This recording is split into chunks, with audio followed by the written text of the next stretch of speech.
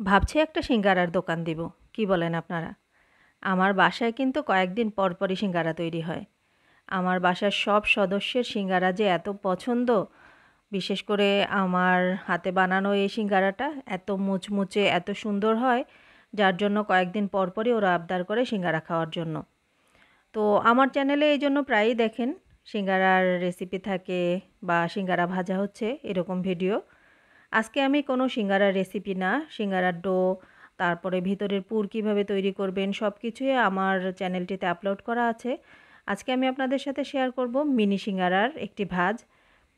এই সিঙ্গারা অনেকেই তৈরি করতে চান না, কিভাবে ভাজ করেন, ভাজটা ঠিকমতো হয় না, সেই জন্য সিঙ্গারাটা বানাতে চান না। তো আমার ভিডিওটি দেখে হয়তো আপনারা একটু উপকৃত হবেন। এই যে আমি মিনি সিঙ্গারার একটি ভাজ আপনাদেরকে দেখাচ্ছি।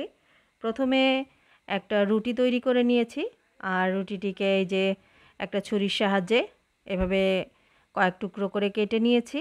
এরপর আলুর পুরটা ভিতরে দিয়ে এই যে দেখুন কিভাবে আমি দিয়ে নিয়েছি।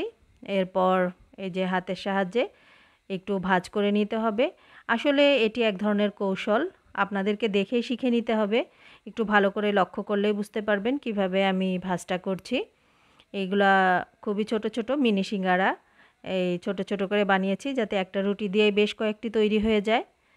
দেখুন, দেখলেই বুঝতে পারবেন। হয়তো বাসায় যদি ২-১ বার চেষ্টা করেন তাহলেই আপনারা পারবেন। তৈরি হয়ে গেছে মিনি সিঙ্গারা। আর সচরাচর যে সিঙ্গারাটা আমি তৈরি করি সেটির ভাজও আমি আপনাদেরকে আরেকবার দেখিয়ে দিচ্ছি।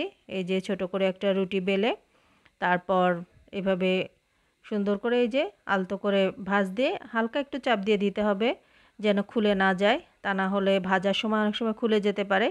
এরপর পুরটা ভিতরে দিয়ে দিতে হবে। পুরটা দিয়ে আস্তে করে চাপ দিয়ে মুখটি বন্ধ করে দিলেই হয়ে যাবে। আর সিঙ্গারার ভাজ যেমনই হোক, বাসায় তৈরি করা খাবারের সাথে আসলে কোনো কিছুর তুলনা হয় না। আপনারা কিন্তু চাইলেই বাসায় যে কোনো সময় এভাবে তৈরি করতে পারেন। আর আমার পেজটি ভিজিট করে আসতে পারেন। ওখানে সিঙ্গারার যেই ডোটা তৈরি করা হয়, ডোটা কিভাবে করবেন, আটাটা কিভাবে মেক করবেন, সব কিছু ডিটেলসে দেওয়া আছে।